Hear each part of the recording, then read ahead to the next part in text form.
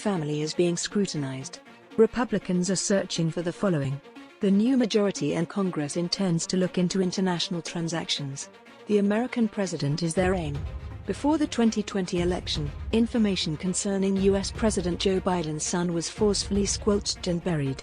Now, because to the incoming Republican congressional majority and its plans to investigate, we will all learn about it. During the opening hearing on Wednesday, former Twitter executives were questioned about their choice to remove posts about Hunter Biden's laptop. In contrast to the previous election, which generated many headlines about Democrats' supposedly Russian-hacked personal emails, very few news outlets covered that abandoned laptop in 2020. One explanation for the lack of interest is the removal of references to the Hunter Biden tales by social media behemoths Facebook and Twitter. In the meantime, national security specialists launched a public campaign to portray the reports as being spread by Russia.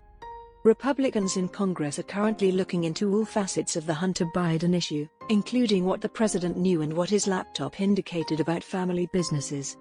Inquisitive inquiries and political showboating were interspersed during the first hearing. Marjorie Taylor Greene, a Republican, criticized Twitter for suspending her account for allegedly spreading false information on COVID. "I'm very delighted you lost your jobs," she informed the 4 executives who had since been sacked by the new owner Elon Musk. Alexandria Ocasio-Cortez, a Democrat, lamented the use of time that could have been better spent on health care, medication costs, or abortion, saying, "This is an embarrassment."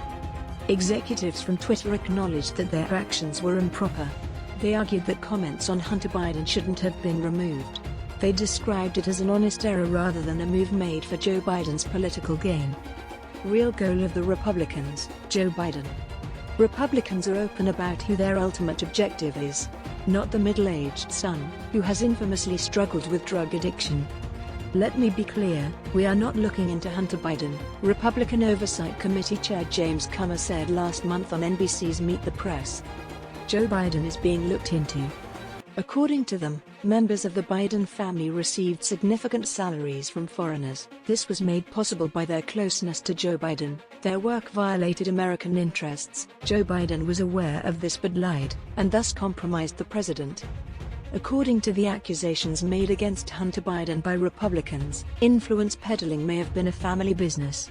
The committee wants to look into wealthy foreign payments made to members of the president's family, especially his brother Jim and son Hunter, from China and Ukraine.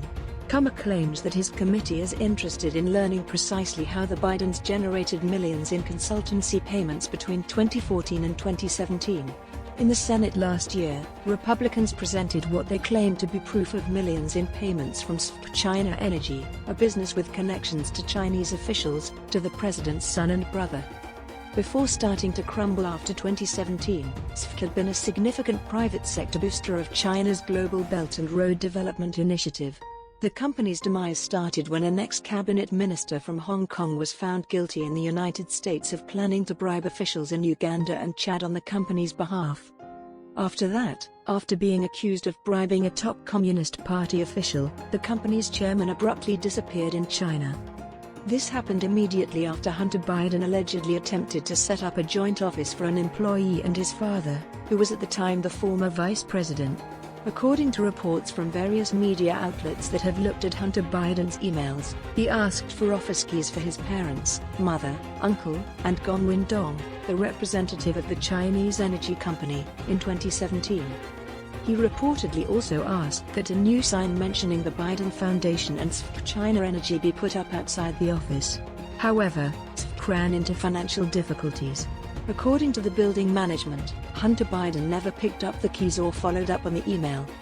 Republicans want to see dozens of suspicious activity reports where American banks allegedly reported more than 150 instances of transactions involving the Biden family. Financial institutions file these SARs when they see activities that appear to be tax evasion or money laundering, however they are rarely connected to criminal activity. Republicans asked that the Treasury Department make these reports public and charged it with violating protocol by withholding them in a letter. Republicans also have concerns about Hunter Biden's artwork. They want the names of the purchasers to be made public and are curious as to why his works are fetching prices of up to $500,000. Regarding Hunter Biden, he revealed 2 years ago that he was the subject of a criminal inquiry into his tax filings. According to CBS News, he was also being looked into for unregistered foreign lobbying.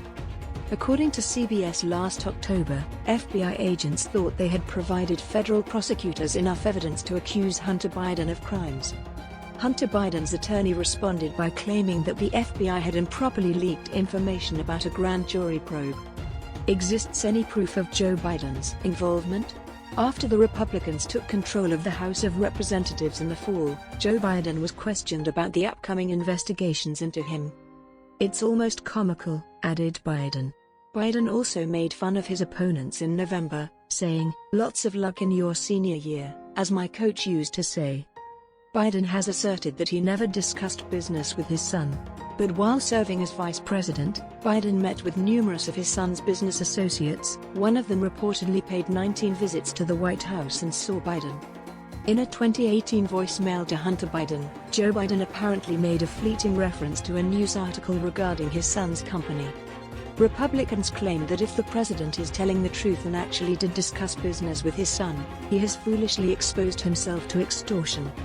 There is scant proof that Joe Biden has ever personally benefited.